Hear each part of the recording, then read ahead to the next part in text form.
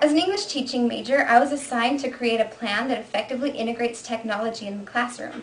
So I decided to form a sort of unit. There's always a lot to be done with literature, but one way to really help get students involved is by using a weblog, also called a blog. The unit I've set up deals with a theme of tolerance and a book titled The Outsiders, but this can really be done with any theme or novel, and it can be done at any secondary grade level. This is how it works. While reading the novel, the students choose a character that interests them. Then each student creates a blog as though they are that character. So one of my students may be interested in the character Soda Pop.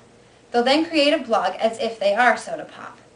This blog can then be used to post assignments throughout the unit. Your unit can include things like scanning in a postcard written from one character to another, or bio poems, or even something like a series of multi-genre journal entries. Once the assignments are being posted, students can visit other character blogs from their own class, or even from other classes, and respond and interact in all different ways. This is how it's done. First, have your students create a blog by going to blogger.com. Then click the Create Your Blog Now button.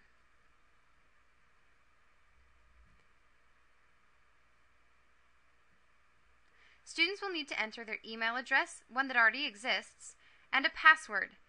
Then they'll enter the word verification, check the I accept the terms of service box, and click Continue.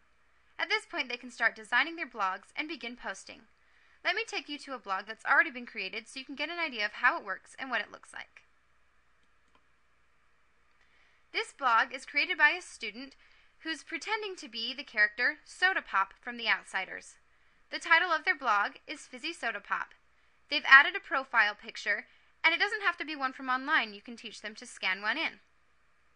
There's also a blog archive that tells you exactly what has been posted, and an About Me section in which the student can talk about their character. Each entry has a date and a time it was posted. That makes it a lot easier for grading. They can also post comments on one another's entries. They just click on the Comments button. This one already has 3 comments. You can see the comments here on the left. To comment yourself, just type it in the box.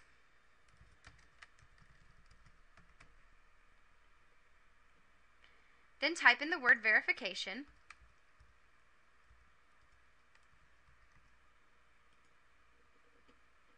and type in your own username and password. This helps a lot with security.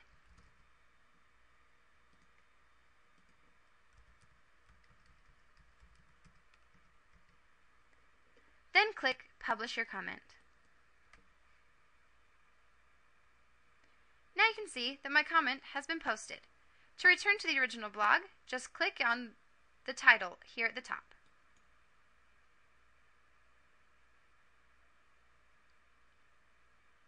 And that's really all there is to it.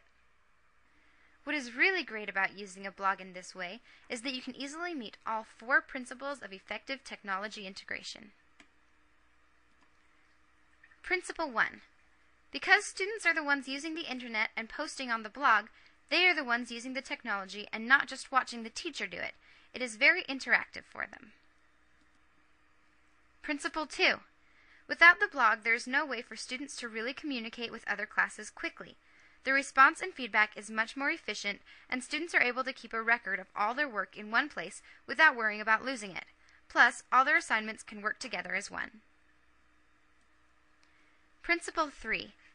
The writing is really the essential element of the blog, not the blog itself. While using the technology is exciting for the students, it is really getting them to write and connect text to self that is being accomplished. Principle 4. Without using a blog, it would be impossible to communicate with other classes, especially ones in other states or even countries. There is even the opportunity to get the author involved in a way that would not be possible without the internet and blogging.